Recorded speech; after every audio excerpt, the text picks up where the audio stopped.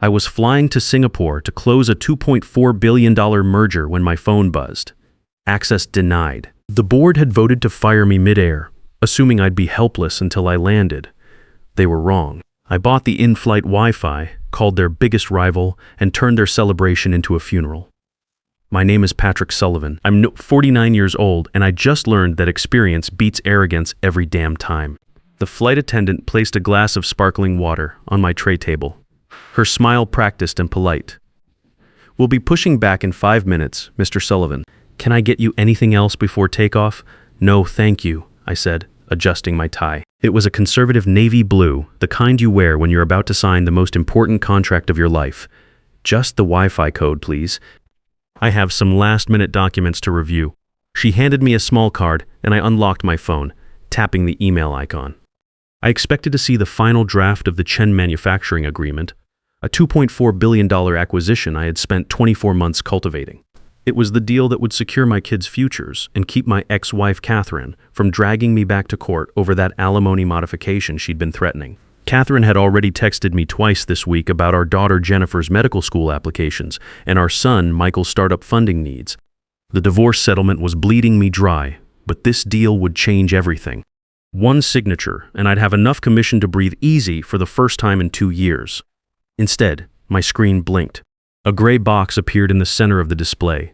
"Exchange password required." That was odd. I typed in my password, a complex string I changed every 90 days per protocol. Incorrect password, my stomach dropped. I tried again, slower this time, making sure every character was precise.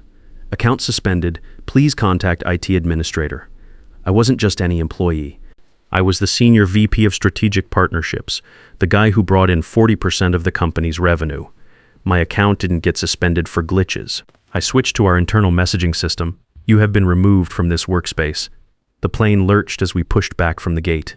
I opened my personal email, hands trembling slightly, and found what I was looking for. Timestamped 4 minutes ago. Subject: Notice of termination of employment. Patrick Sullivan. The sender wasn't HR. It was from the office of CEO Christopher Brooks. Christopher had taken over 8 months ago. A 30-year-old visionary brought in by the board to modernize our operations. In Christopher's world, modernization meant replacing experienced negotiators with AI chatbots and firing anyone over 45 who made more than 6 figures. We'd clashed in every board meeting since his arrival. He called me legacy overhead. I called him a liability. I tapped the email open with a shaking finger. It was brief and cold as a scalpel. "Dear Patrick, effective immediately. Your services are no longer required. The board has voted to terminate your contract for cause, citing philosophical misalignment with the company's future direction. A severance package is contingent upon your signing of the attached NDA. Do not contact any clients. Your company devices will be remotely wiped within 1 hour." The plane's engines roared to life, a deep vibrating thrum that shook the floor beneath my feet. We were taxiing toward takeoff, and I was trapped in a metal tube at 35,000 feet. Completely cut off from my servers, my files, and my contact list. Heading toward a meeting I was no longer authorized to attend. Christopher had timed this perfectly. He knew I was on flight 441 to Singapore. He waited until the doors closed, until I was trapped in the sky for the next 18 hours where I couldn't fight back, couldn't call a lawyer, and couldn't warn the client. The son of a gun thought he had checkmated me. I looked out the window as the runway blurred into streaks of gray concrete. The wheels left the ground and New York fell away below us. I reached into my briefcase and pulled out my personal laptop. It was an older Dell, heavy and scratched from years of travel, but it had one feature Christopher had forgotten about. A local hard drive with my entire professional life backed up. "You think you can silence me with a push notification, Christopher?" I muttered under my breath, flipping the screen open. "You just made the biggest mistake of your short career." The seatbelt sign chimed off at 10,000 feet. Around me, other first-class passengers were settling in for the long flight to Asia. Business travelers pulling out tablets, a couple sharing champagne, an elderly man already asleep behind his eye mask. To them, this was just another Tuesday. To me, it was war. I connected to the in-flight Wi-Fi immediately. The connection was slow and expensive, but it was my only lifeline to the outside world. First thing I did was check other flights to Singapore. If Christopher fired me, he didn't just want me gone from the company. He wanted the credit for the Chen manufacturing deal. The signing ceremony was scheduled for tomorrow morning at 9 a.m. at the Fullerton Hotel. I was supposed to be the one sitting across from Mr. Chen, sharing tea and handing him that gold-plated pen for the photo op. If I wasn't there, someone else had to be. I pulled up flight departures from JFK. There was a Singapore Airlines flight that had left 3 hours before mine. Another was scheduled to depart 2 hours after takeoff. Christopher wouldn't risk the later flight. They'd be cutting it too close for the prep dinner tonight. It had to be the earlier flight. I logged into the airline's frequent flyer database using skills I'd picked up in my early days working logistics before I climbed the corporate ladder. It was a gray area move, something most people didn't know how to do, but I could access passenger manifests if I knew where to look in the system. There it was. Flight SQ22, Seat 3A-A Davis. Anthony Davis. I let out a short laugh that made the woman in 2C glance over at me with concern. Anthony, of course. Anthony was Christopher's 27-year-old golden boy, head of client success. A made-up title that basically meant he sent automated birthday emails and called it relationship management. He was the kind of guy who thought you could close $1 billion deal with a PowerPoint presentation and a firm handshake.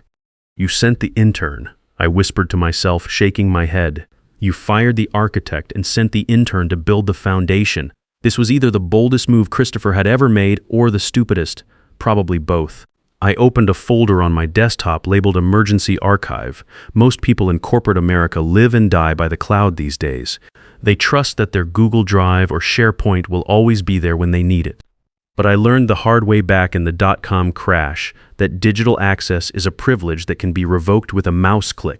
Every Friday for the past 5 years, I had manually backed up my entire contact database, every contract draft, every personal note about clients, and every relationship detail to this encrypted local drive. It was old-school paranoia that had just become my salvation. I entered my decryption key, and the folder unlocked like a digital treasure chest.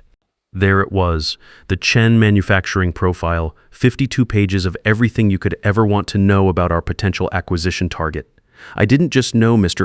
Chen's business financials and market position. I knew his personal story. I knew his daughter was studying engineering at Stanford and was being groomed to take over the company. I knew he preferred jasmine tea over coffee and took exactly 1 sugar cube.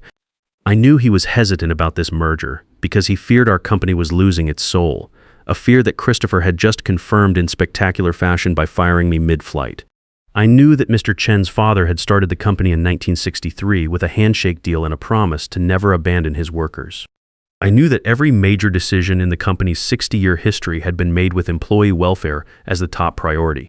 And I knew that if Anthony Davis walked into that meeting tomorrow morning with his generic smile and cookie-cutter presentation, Mr. Chen would see right through him in about 30 seconds. It was 3:15 p.m. in New York, which made it 4:15 a.m. in Singapore. Mr. Chen would be starting his morning routine in his suite at the Fullerton, probably reviewing documents one final time before tomorrow's signing. He was methodical like that, never rushed, never careless. If I called him now, I would be violating the termination agreement I hadn't even signed yet. I could lose my severance package, assuming there was one. I could face lawsuits for breach of contract and corporate espionage. Christopher would probably try to have me arrested the moment I landed in Singapore. But if I didn't call him, Anthony would walk into that conference room tomorrow morning, present whatever watered-down version of our agreement Christopher had cobbled together. And Mr. Chen might actually sign it. Not because it was a good deal, but because he trusted the relationship we had built over 24 months of careful negotiation. That trust would be broken the moment the ink dried and Christopher started implementing his efficiency improvements. I stared at the flight map on the screen in front of me. We were a tiny white airplane icon floating over the dark Atlantic, somewhere between hope and desperation. The estimated time to destination showed 15 hours and 23 minutes remaining. I wasn't going to just kill this deal. That wouldn't be enough. Christopher wanted to play games with my livelihood. He wanted to strand me at 35,000 feet and steal 24 months of my work. I was going to do more than crash his celebration. I was going to hijack the entire operation. I opened a new browser tab and searched for Walsh Industries. Their CEO, Stephen Walsh, had been trying to poach me for the better part of a decade. We'd been college roommates at Wharton, and we'd competed against each other on dozens of deals over the years. Sometimes he won, sometimes I did, but we'd always maintained a professional respect that bordered on friendship. Stephen understood the old rules of business. Relationships mattered. Your word meant something. A handshake still counted for more than a contract signature in certain circles. More importantly, Stephen had the resources to move fast when he smelled blood in the water. I found his direct office line in my contacts and cross-checked it against the company directory online. Still current. I slipped on my noise-canceling headphones and adjusted the microphone. The cabin noise faded to a dull hum. This was the point of no return. Once I made this call, I wasn't just a terminated employee looking for sympathy. I was declaring war on my former company. I was about to become a corporate saboteur with nothing left to lose except my kids' futures and whatever remained of my professional reputation. But then I thought about that last board meeting. I remembered Christopher tapping his Mont Blanc pen on the conference table while reviewing our quarterly numbers, looking at me like I was some relic from the Stone Age. "We're spending too much on relationship management," he had said, not even bothering to look up from his tablet. "Clients don't care about your golf games and dinner parties, Patrick. They care about efficiency and cost reduction. This whole personal touch approach is obsolete." Obsolete. I pulled up Anthony Davis's LinkedIn profile on my laptop. I had done my research on all of Christopher's key people months ago just to know what I was dealing with. Anthony had an MBA from a decent school, but his work experience was thin as paper.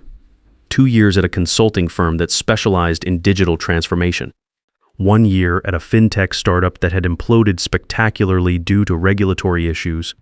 Then Christopher had hired him as head of client success, based on what appeared to be a 30-minute interview and a slick presentation about leveraging synergistic customer journey optimization. In other words, Anthony was exactly the kind of empty suit that looked great in a boardroom, but had never actually closed a real deal with real consequences. The irony was perfect. Christopher had fired me for being old-fashioned, then sent the most inexperienced person on his team to handle the most important deal in the company's recent history. I dialed Stephen's number. The international connection took a few seconds to establish, routing through satellites somewhere over the Atlantic. The line rang twice before a familiar gruff voice answered. "Walsh here. Stephen, it's Patrick Sullivan." There was a pause, the kind that happens when someone's brain needs a moment to process unexpected information. "Pat, aren't you supposed to be signing the Chen manufacturing deal tomorrow?" "I was just preparing my condolences speech for when you steal another client from under my nose." "I'm on a plane," I said, keeping my voice low so the flight attendants wouldn't overhear, "but I'm not signing anything. Christopher Brooks just fired me via email while I was over the Atlantic." A long, low whistle came through the headphones. "That's a bold move. Stupid as hell, but bold, so you're calling me for a job reference." "No, I'm calling to sell you the deal of the decade. I have Chen Manufacturing in my pocket, and if you move fast, I can deliver them to you with a better contract than Christopher ever dreamed of." I could practically hear Stephen sitting up straighter in his chair. When you've been in this business as long as we have, you develop an instinct for opportunity. You realize Christopher will sue you into the Stone Age for industrial espionage if you try something like that. He can try. But first, I need you to hire Paul Anderson as outside counsel. Paul's got a personal vendetta against Christopher. Got fired last year via a 30-second Zoom call on his birthday. The securities lawyer, he charges $800 an hour. Find him. Tell him Patrick Sullivan is calling in a favor. I've got 15 hours before I land in Singapore. Do you want this deal, or do you want to read about how Christopher Brooks beat you again in tomorrow's financial press? There was silence on the line for about 10 seconds. Then Stephen's voice came back, sharp and focused. "I'm listening. Talk to me." While Stephen put together his legal team, I accessed something Christopher had forgotten about in his rush to destroy my digital life. The virtual data room for the Chen manufacturing merger. When you're working on an acquisition of this magnitude, you don't just email documents back and forth. Everything goes through a secure third-party server hosted by a neutral law firm. Christopher had shut down my corporate email, my internal messaging, and my VPN access. But in his arrogance, or maybe just his inexperience with deals this complex, he had forgotten that VDR access credentials were managed by the external auditors, not our internal IT department. My login was still active. The connection was frustratingly slow, probably because I was bouncing signals off satellites while flying at 40,000 feet. But eventually, the system let me in. I navigated straight to the final agreements folder. There it was, uploaded just 3 hours ago.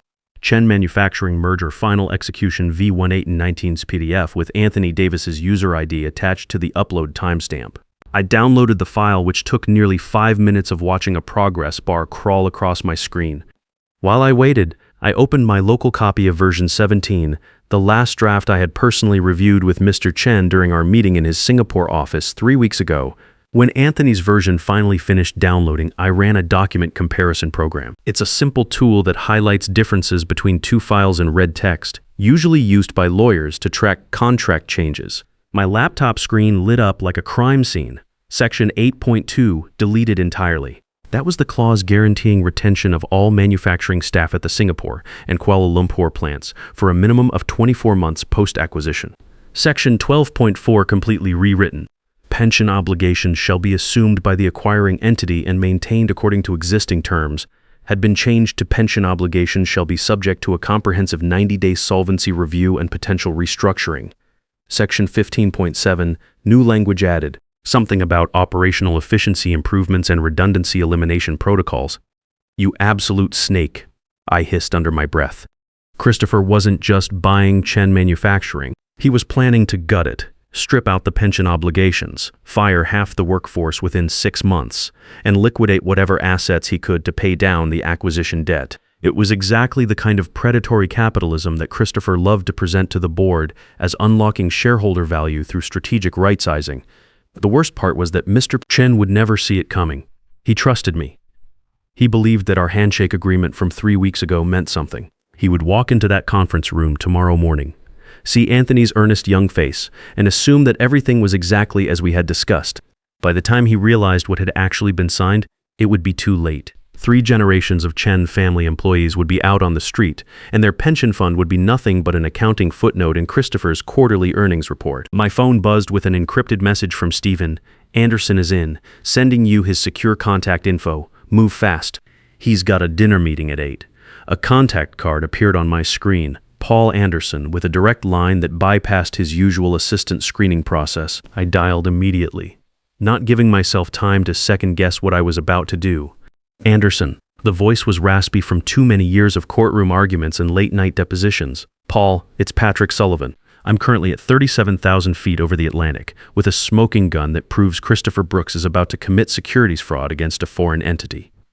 There was the sound of a lighter clicking, followed by the distinctive inhale of someone taking their first drag of the evening. Christopher Brooks, the boy wonder, I heard he clipped your wings today. Rough way to go out after 25 years, Pat. I'm not going out, I said, staring at the damning document comparison on my screen. I'm taking him down, but I need to know, do I have legal standing to disclose VDR documents after receiving termination notice but before signing a separation agreement? Paul's laugh sounded like gravel in a cement mixer. Technically, no. You'd be violating confidentiality clauses that are still in effect. Christopher would sue you for every penny you have, then go after your pension for good measure. My heart sank. So I'm dead in the water. I didn't say that, Paul countered quickly. I said you can't leak the documents directly, but you can consult on them. Listen carefully, Pat. Did you actually sign that termination acknowledgement yet? No, I'm on a plane. Haven't even read the full agreement. Good. Then technically, under New York employment law, you haven't been properly notified of termination. Email notification isn't sufficient for executive-level dismissal without either certified mail delivery or digital signature confirmation. You're in what we call a quantum state of employment, both terminated and not terminated until the paperwork is complete. So what's my play here? You don't send anything directly to the client, Paul said, his voice dropping to a conspiratorial whisper. You send it all to me. I'm an officer of the court with a prior professional relationship with Chen's legal team from the due diligence work we did on their Malaysian subsidiary 4 years ago. If I receive a whistleblower tip concerning potential securities fraud in an international transaction, I'm legally obligated to investigate and report my findings. You're going to launder the intelligence. I'm going to perform my civic duty as an officer of the court, Paul corrected. Send me everything you've got, then get Stephen to draft a counter-offer letter. Not for you, for Chen directly. If Christopher's buying at $2.4 billion with poison pills hidden in the contract, Walsh Industries needs to offer $2.4 billion with ironclad employment guarantees. Stephen won't go that high. He's cheap. He will if you promise him your entire client portfolio. You've got leverage here, Pat. Use it. There was a pause. When Paul spoke again, his voice had a cold edge to it. Pat, why am I helping you with this? You want the honest answer? Yeah, because Christopher Brooks fired me on my 58th birthday via a Zoom call that lasted exactly 37 seconds. He never even turned his camera on. I've been waiting 2 years for the right opportunity to watch that arrogant little prick burn. Time remaining to destination: 6 hours, 12 minutes. The next 9 hours were a blur of encrypted emails, secure file transfers, and hushed phone conversations. I sent Paul everything: the original contract, Anthony's fraudulent version, the document comparison analysis, and my entire file on Mr. Chen's family values and company philosophy. Stephen came through with a formal letter of intent from Walsh Industries, $2.4 billion cash with binding guarantees for employee retention, pension fund protection, and a commitment to maintain Chen's current management structure for at least 3 years. Paul worked his magic on the legal side, reaching out to Mr. Tanica, Chen's general counsel, through official channels as a concerned officer of the court who had received an anonymous tip about potential securities fraud in an international transaction. By the time we started our descent into Singapore, the trap was set. My phone buzzed with a final message from Paul: package delivered. Chen's legal team has everything. They are not pleased with what they're seeing. Anthony Davis's flight landed 2 hours ago. He's currently in a taxi stuck in morning rush hour traffic. You've got maybe a 20-minute window when you land. The wheels hit the tarmac at Changi Airport with a jarring thud that rattled my teeth. I was out of my seat before the plane came to a complete stop, grabbing my briefcase and pushing past other passengers who were still fumbling with their overhead bags. Sir, please remain seated until we reach the gate. A flight attendant called after me. Emergency connection. I called back, not bothering to turn around. I bypassed baggage claim entirely. I travel light for exactly these kinds of situations and sprinted through customs. My global entry status got me through in under 3 minutes. The arrivals hall was a sea of travelers and taxi drivers holding signs. I scanned the crowd until I spotted what I was looking for: a motorcycle courier in full leathers holding a helmet with Sullivan written on a piece of tape. "You're my ride to the Fullerton?" I asked, slightly out of breath. He grinned and handed me the spare helmet. "Rush hour in Singapore is murder if you're in a car. 2 wheels are the only way you're getting across town in under 30 minutes. I strapped on the helmet, climbed onto the back of the BMW, and held on tight as we roared away from the curb. We lane split through traffic, weaving between stagnant Mercedes and delivery trucks. Rain was starting to fall, making the streets slick, but my driver handled the bike like he'd been born on it. I checked my watch: 8:47 a.m. The meeting was scheduled for 9 a.m. sharp. We pulled up in front of the Fullerton at 8:52. I was soaking wet. My expensive suit looked like I'd slept in it, and my hair was plastered to my head.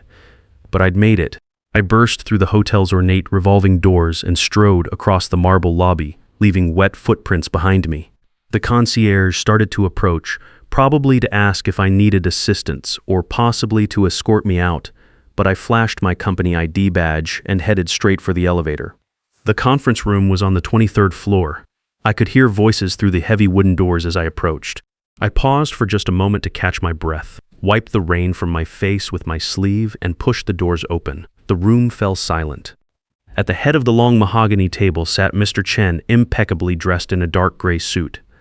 Flanking him were his daughter Lisa and Mr. Tanaka, his general counsel. On the opposite side of the table sat Anthony Davis, looking every inch the polished young executive in his crisp navy suit and perfectly knotted tie. He was holding a gold-plated pen, poised over a thick document. "Ah," Mr. Chen said, looking up with an expression I couldn't quite read. "Mr. Sullivan, we were told you were indisposed." Anthony spun around in his chair, his face going pale when he saw me. "Patrick, what are you doing here?" "You don't have authority to— I'm here to save you from a federal investigation, Anthony," I said, walking calmly to the table and setting down my briefcase with a solid thud. "Mr. Chen, I apologize for my appearance. The weather in Singapore is as unpredictable as corporate leadership in New York." "Security," Anthony squeaked, half rising from his chair. "He's been terminated. He has no right to be here." "Sit down, young man," Mr. Tanaka said quietly. His voice was soft, but it cut through the room like a blade. Anthony froze mid-motion, then slowly sank back into his chair. I looked directly at Mr. Chen. "Sir, the document in front of you is not the agreement we negotiated. Section 8 has been deleted. The employment guarantees are gone. The pension protections have been replaced with solvency review language that essentially gives them permission to steal your employees' retirement funds. Anthony's face went from pale to bright red. That's a complete lie. These are just standard legal updates, boilerplate language improvements. Mr. Tanaka slid a document across the table toward Anthony. It was the side-by-side comparison Paul had prepared, showing every deletion and modification in stark detail. We received this analysis from a concerned party early this morning. Mr. Davis, would you care to explain these discrepancies? Anthony stared at the document like it was written in a foreign language. His mouth opened and closed several times before any words came out. I didn't personally review every clause. The legal department assured me these were minor formatting changes. You are the representative of your company, Mr. Chen said softly. You carry their honor in your hands. He closed the folder in front of him with finality. And it appears that honor has been compromised. Mr. Chen stood up. The agreement is terminated. Wait, I said, and the entire room seemed to hold its breath. I reached into my briefcase and pulled out Stephen's letter of intent. Mr. Chen, I can no longer speak for my former employer. They have clearly lost their way. But I can offer you an alternative that honors both your company's values and your employees' futures. I placed the Walsh Industries proposal on the table. This offer is for $2.4 billion. It includes binding employment guarantees for all current staff, verified by independent audit. It fully funds and protects all existing pension obligations. And most importantly, it commits to maintaining your current management team and operational philosophy. Mr. Chen picked up the document and read the first page carefully, then flipped to the signature page. A slow smile spread across his weathered face. And your role in this new arrangement, Mr. Sullivan? I'm simply a consultant facilitating the introduction, I said. My only condition was ensuring your people are protected. Mr. Chen pulled his fountain pen from his jacket pocket. Christopher Brooks. He is the one who sent the termination email. Yes, sir. Then I believe Mr. Chen said, signing his name with a flourish. I would very much enjoy doing business with his competitor instead. Anthony just sat there, staring at the signed document like it was some kind of optical illusion. His golden boy presentation had lasted exactly 8 minutes before imploding spectacularly. Mr. Chen, Anthony said weakly, perhaps we could renegotiate the terms to young man. Mr. Chen interrupted, in business as in life, integrity is not negotiable. Your company has shown me what they truly value, and it is not the well-being of the people who make this deal possible. He turned to me, Mr. Sullivan, I believe you mentioned something about ensuring our people are protected. That matters more to me than any additional profit margin. The next few weeks were exactly what I'd hoped they would be. Christopher's company stock plummeted 28% when news of the failed merger hit the financial press. The SEC investigation that Paul had triggered led to Christopher facing criminal charges for securities fraud. Anthony Davis was fired within 48 hours and became a cautionary tale about sending boys to do men's work. Stephen Walsh made good on every promise.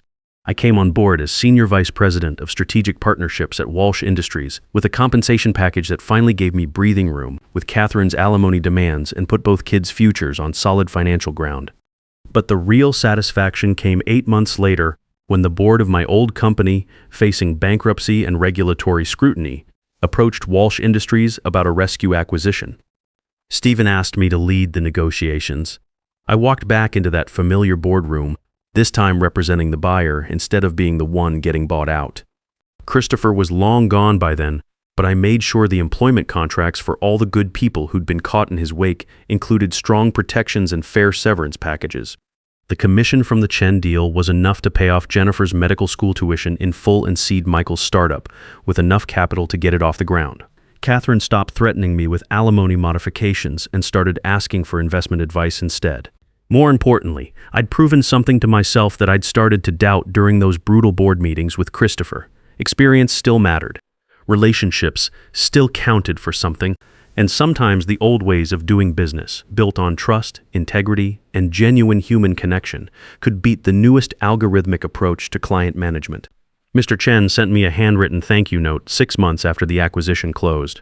Walsh Industries had kept every promise in the contract. No layoffs, no pension raids, no efficiency improvements that came at the expense of worker welfare. Lisa Chen had been promoted to COO and was being groomed to take over when her father retired in 5 years. Some victories, he wrote in his careful script, are worth more than money. Thank you for reminding an old man that there are still people in business who understand honor. I keep that note framed on my desk now, right next to a photo of Jennifer in her white coat on her first day of medical school rotations, and Michael at the ribbon cutting for his first commercial client. Getting fired at 35,000 feet turned out to be the best thing that ever happened to me. Sometimes you need to lose everything to remember what really matters. Not just the money or the title, but the relationships you build and the integrity you maintain along the way. Christopher had tried to ground me in mid-flight, assuming I'd be helpless without access to my corporate systems and digital tools. What he didn't understand was that the most valuable assets in business can't be revoked with an email or deleted from a server. They're the relationships you've built over decades, the trust you've earned through consistent action, and the reputation that follows you wherever you go. Stephen calls it old-school networking. I call it treating people like human beings instead of data points on a quarterly report. Sometimes the best revenge isn't getting even. It's getting ahead and taking everyone who matters with you. Christopher wanted to make an example of me, to show his young executives what happened to legacy employees who couldn't adapt to the new way of doing business. Instead, he made an example of himself. The old ways still work when they're built on something real. Experience beats arrogance every time. And sometimes when they try to throw you out of the plane at 35,000 feet, you just need to remember that you've always known how to fly. In corporate America, they'll try to convince you that loyalty is a liability and experience is obsolete. But the smartest move is building relationships so strong that when they cut your digital lifeline, your human network becomes your greatest weapon. The real difference between winners and losers in business isn't who has the newest technology or the youngest team. It's who understands that behind every billion-dollar deal sits a human being who values trust over efficiency, and that knowledge is the one asset they can never delete from your hard drive.